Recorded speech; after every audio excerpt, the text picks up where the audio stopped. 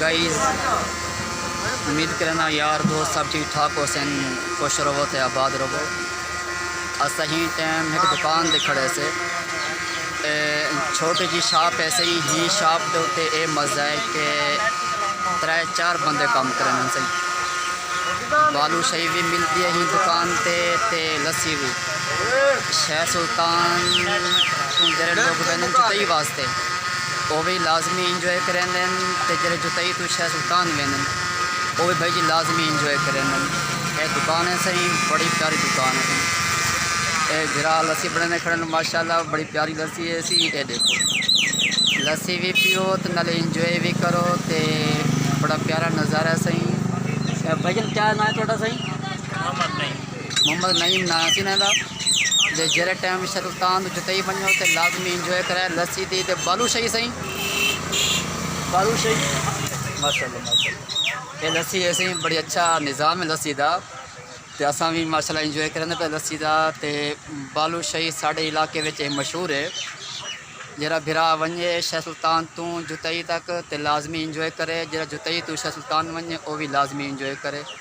ये छोटी जी दुकान है सी, छोटे जे काम में मेरा भिरा बहुत रखियन सही।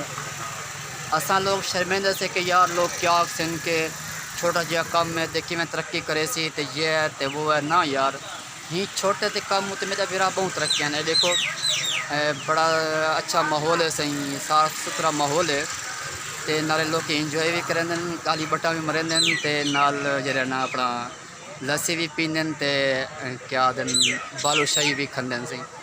ये नज़ारा दुकान था, तो यहीं टाइम अस दुकान दे खड़े से, तो बहुत ही अच्छा नज़ारा है। ये देखिए लस्सी का गिलास भी सब पाती खड़े से टाइम लस्सी इंजॉय करे सो माशाल्लाह। ये दुकान है सही हूँ बिरा दी। लो जी बिरावो ये दुकान दे नज़ारे सही बड़ा अच्छा। लोग अगर सुनते भी हैं माशाल्लाह, लस्सी भी पींदे ते नाल इंजॉय भी करें।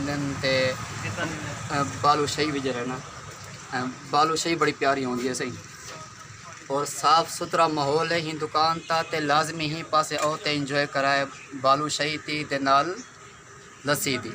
लस्सी बड़ी प्यारी होती थी। ये लस्सी का गिलास असी वाह जी वाह। ये नज़ारा सी दुकान दे बिल्कुल साफ़ सुथरा माहौल है सी।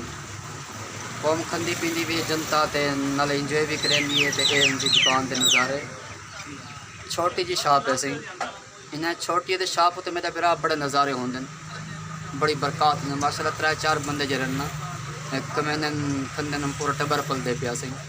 तो सभी ने छोटे काम तो शुरू करो ना, अपना वक्त ज़ाय करो। साड़ी कौम यूथ कौम जी ना सही बैठी रही है रोडों उत्ते है ना सही, इंजॉय करेंदी है बैठी तो कन करेंदी बिले सब कुछ कर गिनो बाल पलसन बाद परेशानी थी।